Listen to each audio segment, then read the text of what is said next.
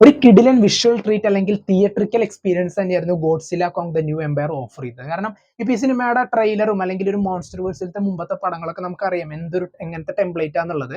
And ഇതിന് മുമ്പത്തെ പടങ്ങളൊക്കെ ഞാൻ OTT കണ്ടിട്ടുള്ളൂ, തിയേറ്ററിൽ പോയിട്ട് കാണാൻ പറ്റിയിരുന്നില്ല. ആൻഡ് ഈ പടം എന്തായാലും ഫസ്റ്റ് ഡേ ഫസ്റ്റ് ഷോ തിയേറ്ററിൽ തന്നെ കാണുന്ന ഉറപ്പിച്ചു വെച്ചിരുന്നു. ആൻഡ് ഇന്ന് കാണാൻ പറ്റി. ഒറ്റ വാക്കിൽ പറഞ്ഞു കഴിഞ്ഞാൽ പല സീനുകൾ ശരിക്കും ഗൂസ് ബംബ് അടിച്ചിട്ടും അലറി പൊളിച്ചും കണ്ടു തീർത്തു എന്ന് തന്നെ പറയാം.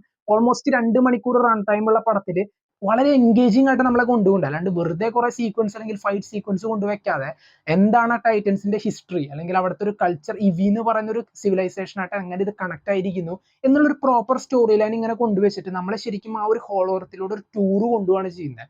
ഇതൊക്കെയാണ് കാര്യങ്ങൾ, ഇതാണ് സംഭവം എന്നുള്ളത്. ആൻഡ് ഈവൻ വില്ലന്റെ കേസ് പറയാണ്ട് തന്നെ വയ്യ. സ്കാർക്കി മൂപ്പരുടെ എൻട്രി തൊട്ട് ആ ഒരു ക്യാരക്ടറിന്റെ ഒരു സ്ക്രീൻ സ്പേസ് അല്ലെങ്കിൽ ഒരു സ്ക്രീൻ പ്രസൻസ് ഒക്കെ കാണുമ്പോൾ തന്നെ നമുക്ക് അറിയാം ഒരു ഒന്നൊന്നര ടെറർ വില്ലനാണ് ഇങ്ങേരുന്നുള്ളത്.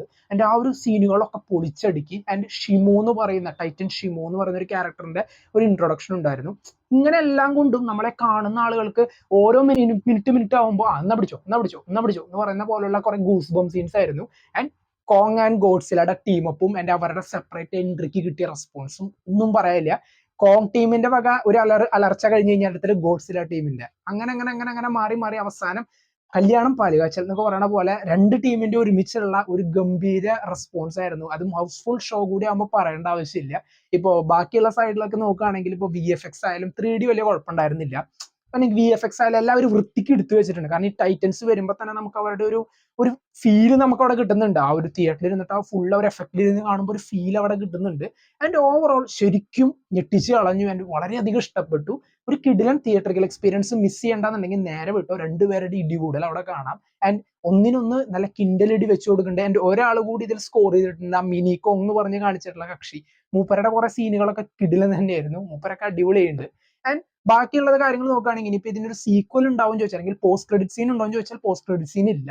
കാരണം ഇനിയിപ്പോ ഈ ഒരു സിനിമ എങ്ങനെയാണോ വർക്ക്ഔട്ട് ആവുന്നത് അതിനനുസരിച്ചായിരിക്കും ഇതിന്റെ പൊട്ടൻഷ്യൽ സീക്വൽ, ഇതിനൊരു പൊട്ടൻഷ്യൽ സീക്വൽ അവർ എടുക്കാന്ന് ഡയറക്ടർ തന്നെ പറഞ്ഞിരുന്നു. എന്തായാലും പടം കണ്ട സ്ഥിതിക്ക് ഇനിയും ഒരുപാട് ഈ ഫ്രാഞ്ചൈസിൽ കൊണ്ടുവരാനുള്ള വകുപ്പ് ഈ സിനിമയിലുണ്ട്, അല്ലെങ്കിൽ ഈ ഒരു ക്യാരക്ടേഴ്സ് വെച്ചിട്ട് ചെയ്യാനുണ്ട്.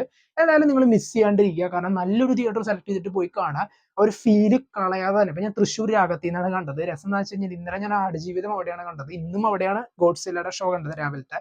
രണ്ട് പടത്തിന് ഞാൻ ബുക്ക് ചെയ്ത സീറ്റ് സെയിം ആയിരുന്നു. ഇന്നലെ അവിടെ പോയിട്ട് ഭയങ്കര ഫീൽ അടിച്ച് കണ്ടൊരു സിനിമ, ഇന്ന് അവിടെ പോയിട്ട് ഭയങ്കര ആഘോഷമായിട്ട് ഇരുന്നിട്ട് ഓളി ബഹളം ഇട്ടിട്ട് കണ്ടൊരു സിനിമ വേറെ. അങ്ങനെ ആയിരുന്നു കാര്യങ്ങൾ. അപ്പോൾ പടം കണ്ടവർ നിങ്ങളുടെ അഭിപ്രായം കമന്റ് ബോക്സിൽ നോട്ട് ചെയ്യുക. കാണാത്തൊരു മസ്റ്റ് ആയിട്ടും കാണാം. പിന്നെ ഈ സിനിമയ്ക്ക് റിലീസിന് മുന്നായിട്ട് അവരൊരു ഗ്രാഫിക്കൽ നോവൽ പ്രീക്വൽ പോലെ റിലീസ് ചെയ്തിരുന്നു. അതിന്റെ ഒരു വീഡിയോ ഞാൻ ചെയ്തിട്ടുണ്ടായിരുന്നു. അങ്ങനെ അതിലൊക്കെ ലിങ്ക് ഞാൻ കൊടുത്തിട്ടുണ്ട്, ആ ഒരു ഇത് വായിച്ചു നോക്കാൻ താല്പര്യമുള്ളവർക്ക്. അപ്പൊ അതൊന്ന് നിങ്ങൾ കണ്ടു നോക്കാം. So by.